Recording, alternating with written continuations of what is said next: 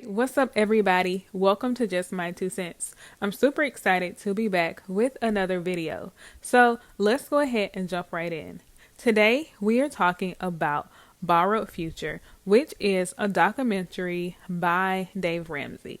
And for this particular documentary, to sum it up, it basically discusses the impact of student loans and student loan industries on students and the borrowers. So not only the students, but also the parents, the grandparents, the aunts, uncles, whoever you put down as a borrower. It pretty much talks about what is the impact on your life, their life, and everything in between. And it really just talks about how student loans is creating a generation of people in debt. And it's not a type of debt where people are getting out of debt. They get in debt at the age of 18 and they pretty much know, or they figure out once they graduate from that particular college or university or what have you, or even if they don't graduate, they understand once they stop going to that particular school that they will be in debt probably until they are retirement age or a senior citizen. And to be completely honest, that is that's very disheartening. That's scary. And I wanted to get on here and talk about my reaction to this particular documentary. So before we get started, I do want to note that I do have some student loans, and I want to tell you all that pretty much how everybody else in the documentary got in debt is how I got in debt too. So I graduated from high school, but before I graduated from high school, let's start there. I decided that I didn't want to go to college. And when I was talking to my parents about college, I really wanted to go to a tech school, a 2-year school, and figure out what I wanted to do from there. Or if I had to go to school, I wanted to go for more of like a theater art type of thing, or even for culinary arts. However, I really wasn't sold on the idea of going to college because at the time I didn't understand about how to pay for college, what payment for college would look like, who would pay for college, and all that good stuff. So when I was talking to my parents about college and I told them that I really didn't want to go, it was kind of like what the students and the other people who were in the documentary described. They pretty much told me that if I didn't go to college, that I had to either go straight into the workforce or into the military. But then it came into some other conversations about, well, you need a college degree if you plan to have any type of lifestyle. So if you want to continue this type of lifestyle we have afforded you throughout you growing up, you will eventually need a college degree. And it's better for you to go and get a college degree now when you're young, you don't have any responsibilities, and you can focus on your schoolwork rather than when you get married, have kids, and all that good stuff. And I kind of fell into that trap of believing that I need to go ahead and go right straight into college, even though I wasn't necessarily sure what I wanted to do with my life at that particular time. I did go to college, and I thought that college was kind of like that free for all card. Basically, if I go, success would come, and we would go from there.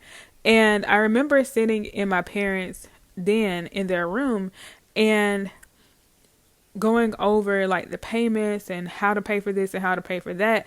And I got my financial aid statement in the mail and online, and they were like, this is how much we're giving you. And I really didn't understand at the time that it was student loans, but I did understand that I didn't have enough student loans. And so I asked my mom, I'm like, so what am I supposed to do for like the rest of this money? Are you all going to pay for it out of pocket? And she was like, no, we don't have that money. So you'll need to contact financial aid to get the rest. And so, long story short, I ended up contacting not student loans, but the financial aid office at my particular school. And they end up giving me like an amendment to increase my financial aid. And basically I went to college off of financial aid through student loans. And I had like a scholarship that I received too. But the scholarship, it wasn't enough to really pay for college. So like most people who go to college, I was on student loans. And luckily when I went through my undergrad, I didn't take out that much money. I took out just enough to pay for the actual degree, my room and board, and things of that nature. I didn't take out anything extra. So that was somewhat of a plus. But this really kind of shows how it's a perpetual cycle. So that's just my story. But if you watch the documentary, that's not only my story, but that's pretty much everybody else's story in the documentary.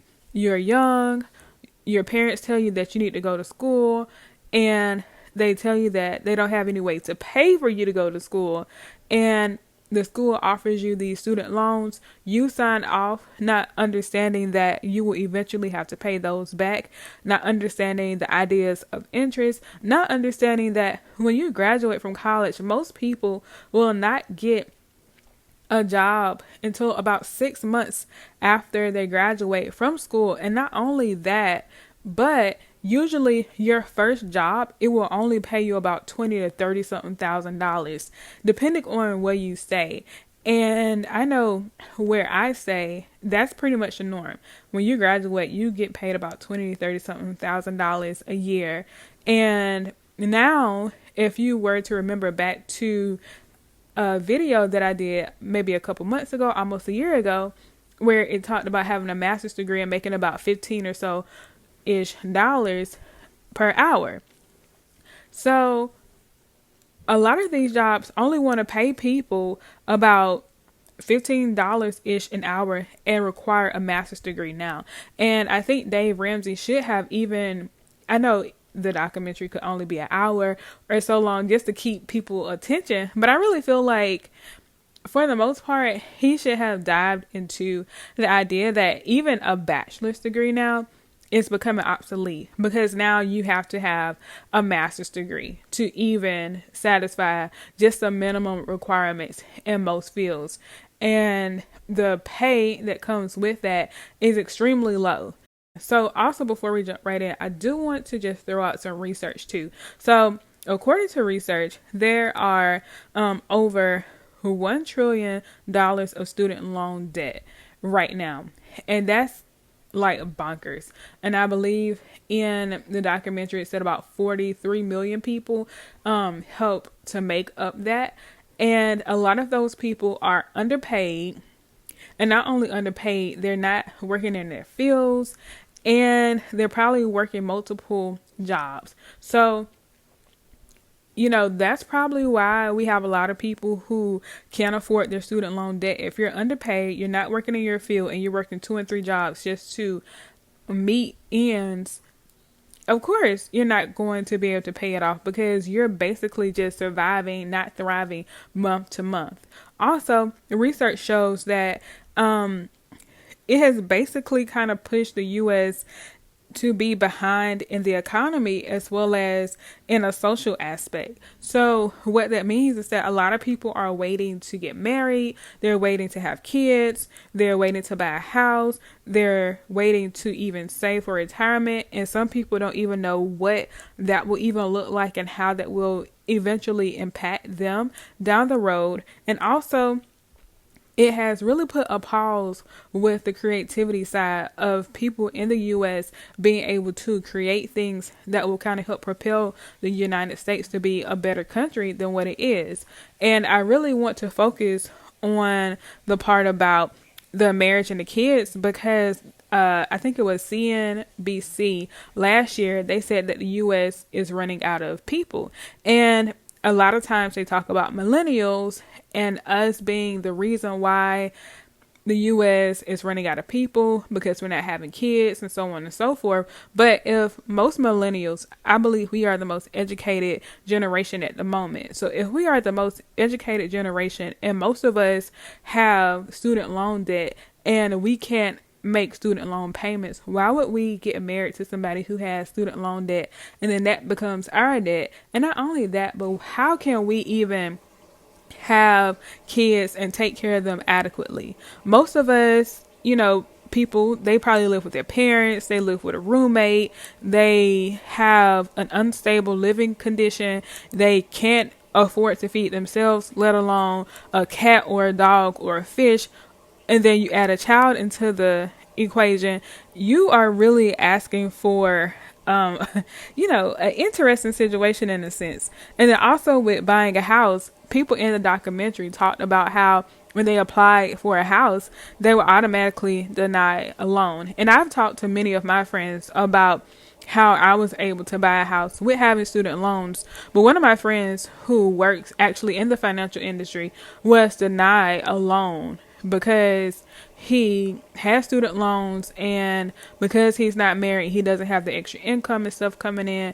He was denied that. So it's really a catch-22 type of situation.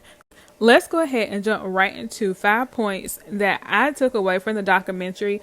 And I really want to take my time to just describe these 5 points and why I feel like it was very necessary to just talk about these 5 particular points from the aspect of somebody who has a degree in higher education and somebody who does work in education, in my response to it. So let's jump right in. So point number 1, what I got from the documentary was for people to be careful with taking out private as well as public student loans, especially the private student loans.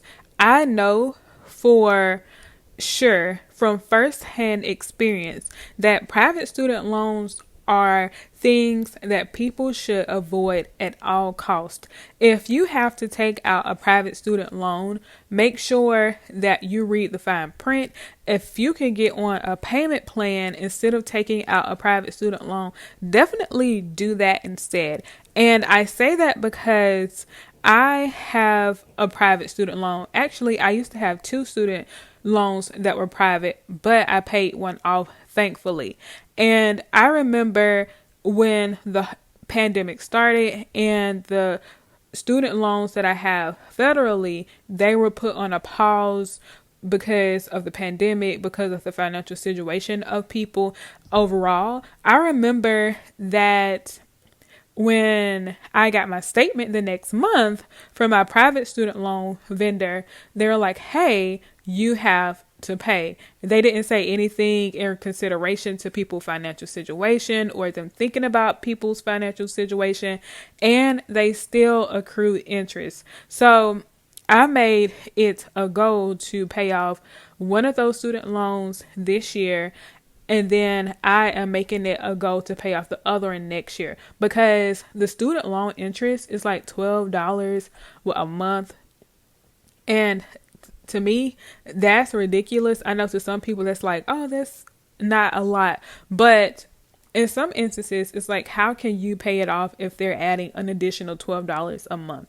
So for me, it just makes sense to go ahead and gather all the funds up and to pay it off in one lump sum and to be done with it, because it's not worth it. Also, what I've noticed too is that with these private student loans, they will sell your loans to different companies.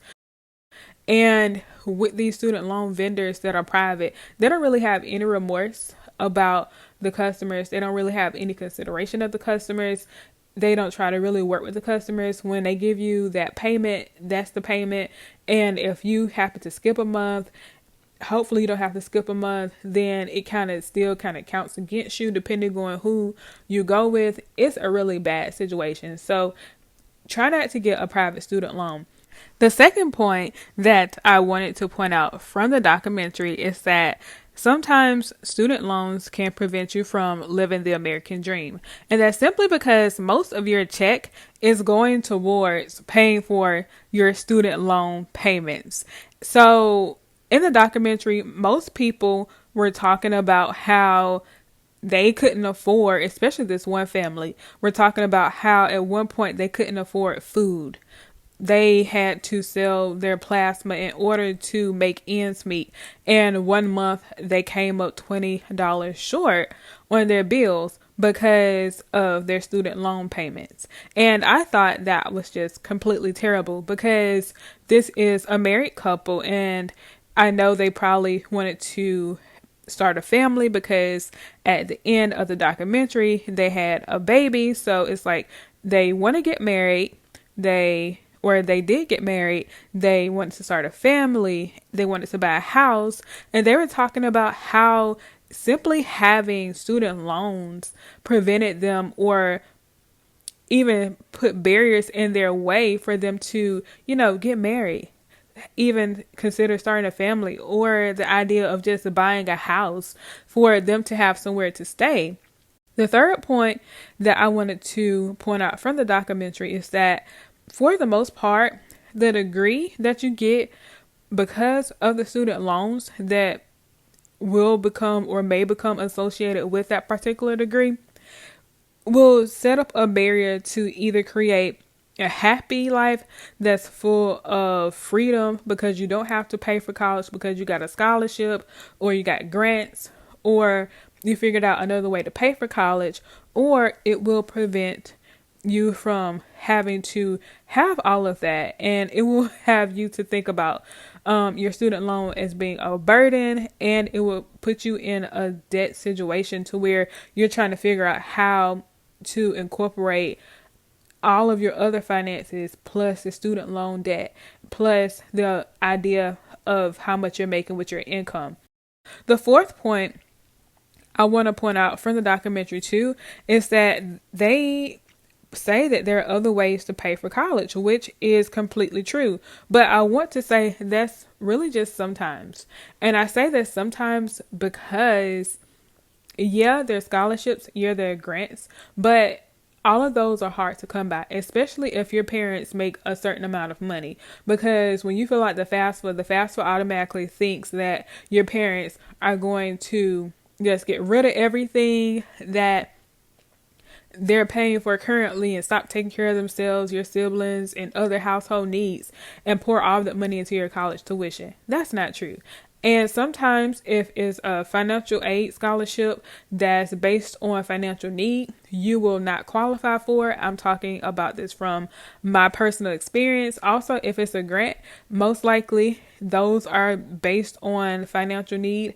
You will not qualify for that, which will set your only financial package up to be student loans. And that's why with this, I say sometimes there are other ways to pay for it. Now, you can see if your parent can or your guardian, whoever can be on a payment plan. But a lot of times those payment plans are not realistic because you have to pay $3,000 or $4,000 up front. Then you have to pay $3,000 or $4,000 a month. And to me, if it's like your parent, if they can pay for that already, like that $3,000 or $4,000 up front, $4,000 a month or whatever that amount might be a month, then you wouldn't even be setting up a payment plan.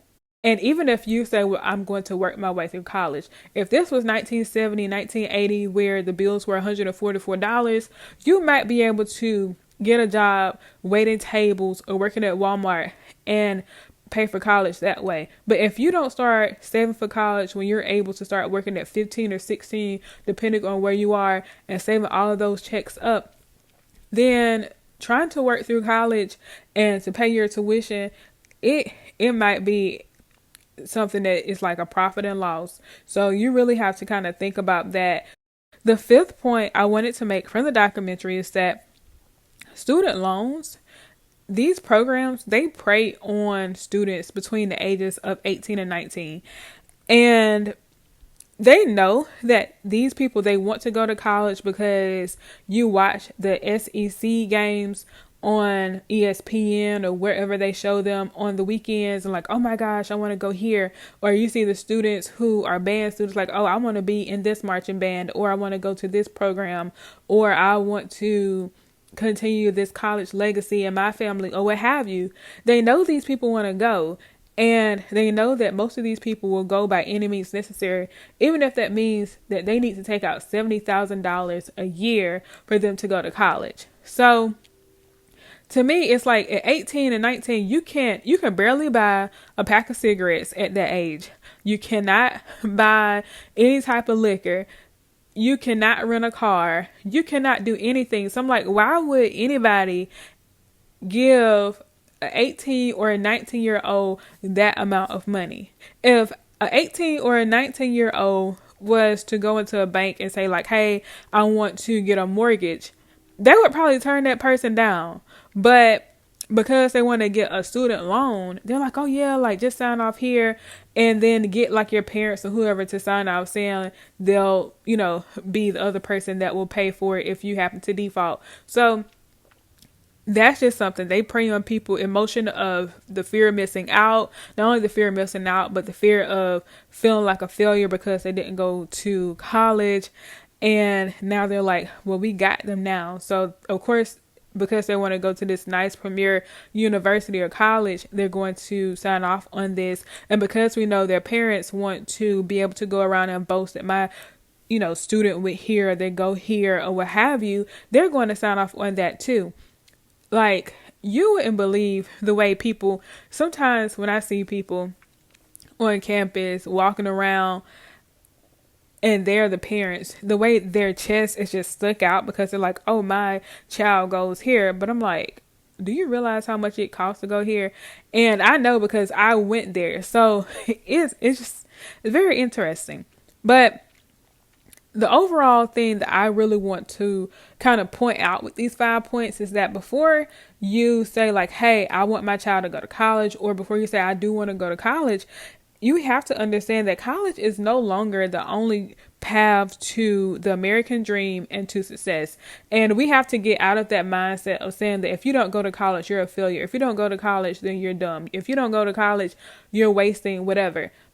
Now, if you want to be a dentist or a doctor or a lawyer or a teacher or one of those type of go into one of those fields that require some type of degree, then yes, go to college. You need that.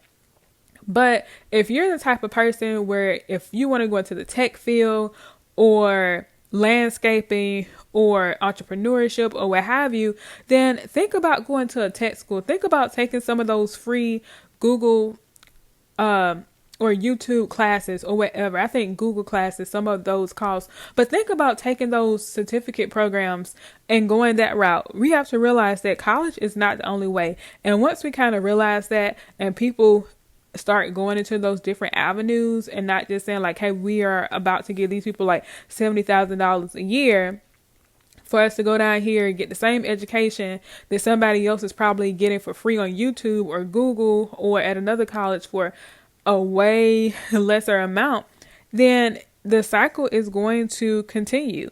And I also feel like what I would like to have seen in the documentary is that we need to start holding these colleges accountable. It's no way that a college for an undergraduate degree should be $70,000 a year. If you're not an Ivy League school or one of those top 10 or whatever schools, then why are you charging $70,000?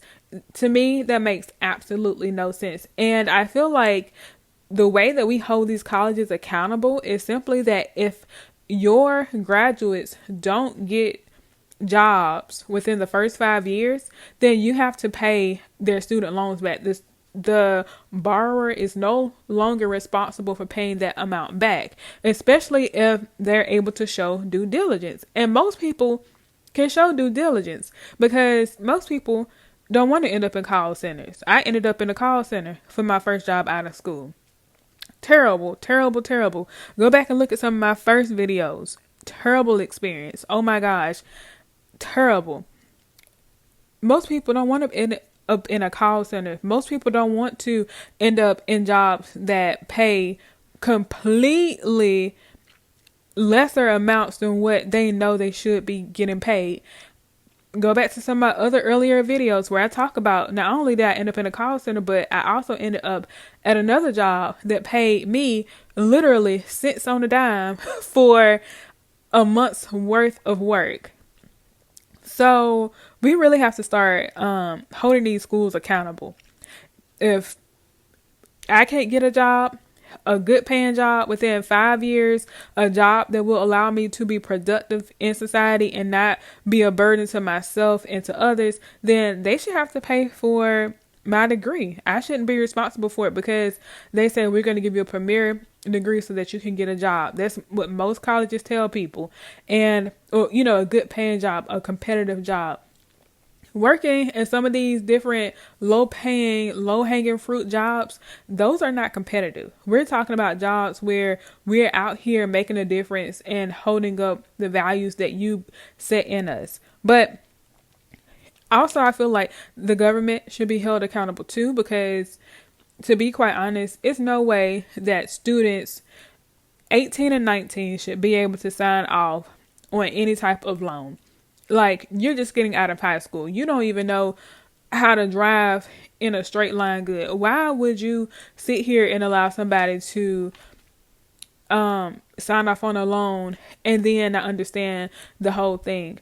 Then they say, well, we have this student loan repayment plan class or whatever. Most people click through that. Once you figure out how to take a test, because we have all went through this standardized test modules for the last how many ever years. If you're a millennial, you pretty much know how to take a test good, to the point to where you know how to figure out how to pass it and then not pay attention to the material. Now, is that our fault? No, but I guess in a sense it is our fault. But also, when you're 18, 19 years old, who's paying attention to that?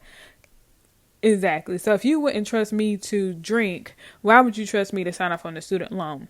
But as I wrap this video up, I do want to just point out a couple things. I do feel like student loans, they should be forgiven, not only because I have student loans, but because I've seen the impact of people who go to college and they get degrees. We really do try to go forth and prosper and do positive things in the community. And I do think that if you are a productive member of society, you have really tried to put your best foot forward and you're out here making strides in your field and you're giving back to Social Security, Medicaid, you're having all that taken out of your check, then you're being a productive member of society. So why not forgive those student loans after 5 years, especially if they can't get a job, put the responsibility back on the school. And then for those who are being productive, then you're already taking Social Security and Medicaid and other taxes out anyway. So just forgive that, because essentially you're getting your money back either way, in a sense. And also, if you want the United States to thrive, it only makes sense for you to kind of get rid of those so that people can reproduce and replenish the population of the United States and help with the financial aspect of being able to go out, spend money in a way where we're not robbing one person to pay another person. Also, I do want to say this too. If you are a parent, stop trying to push your child into a college because you went to college, or because you always want to go to college, or you just want to say that your child goes to that college. Really sit down and talk to them about some different options, especially if you can't pay out of pocket.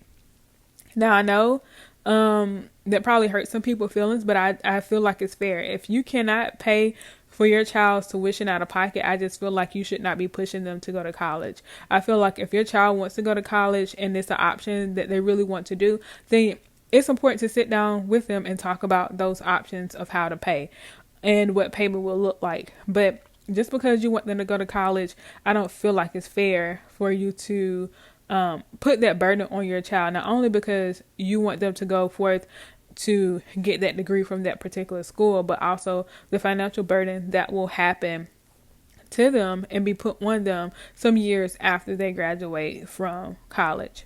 So I would definitely say watch the documentary. Wait, hold on. Before that, I do want to say this to all the people who might be like, well, you went to school, you need to repay it, stop complaining, X, Y, and Z. Think about it like this.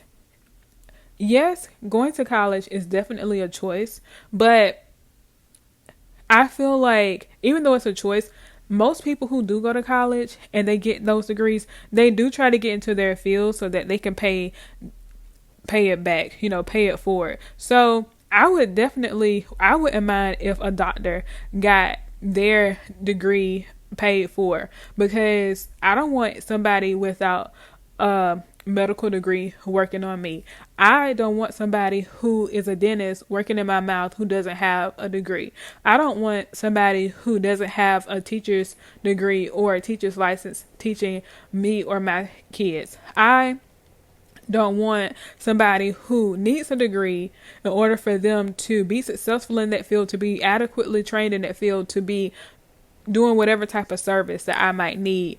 So, yeah, it's easy to say that, well, you decided to get this degree, so now you pay for it. But it also, you have to use some common sense with it too. You have to understand that doctors, they go to school, they put themselves in a lot of debt so that they can be adequately trained to provide a service to people.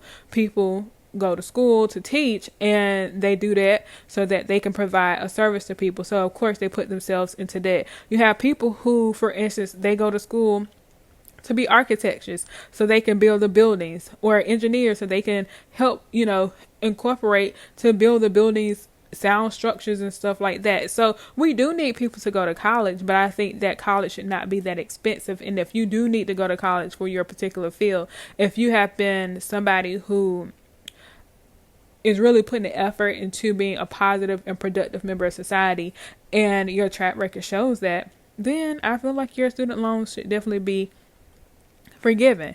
So with that being said, I do think you should definitely watch the documentary. Not only watch the documentary, but really figure out if college is for you, your kids, people in your family. Have these conversations. The holidays are coming up. Definitely watch this with your family, especially if you have somebody going off to college, to figure out if college is for them, and just to really have these simple conversations that can really help save somebody from a life full of debt from student loans, especially those private student loans. And to kind of give you all an update about my student loan situation, with one student loan, I've paid that off so far. Actually, I'm sorry, I've paid 2 student loans off so far. I have one more student loan that I plan to pay off next year, and then after that, I have one more after that. So if you want a video on how I was able to pay off those first 2 student loans and how I'm currently trying to pay off the other student loan next year, definitely let me know in the comments. I'll be more than happy to do a video on that. Make sure you go ahead, you like, you share, and you subscribe, and I'll see you all in the next video. Peace.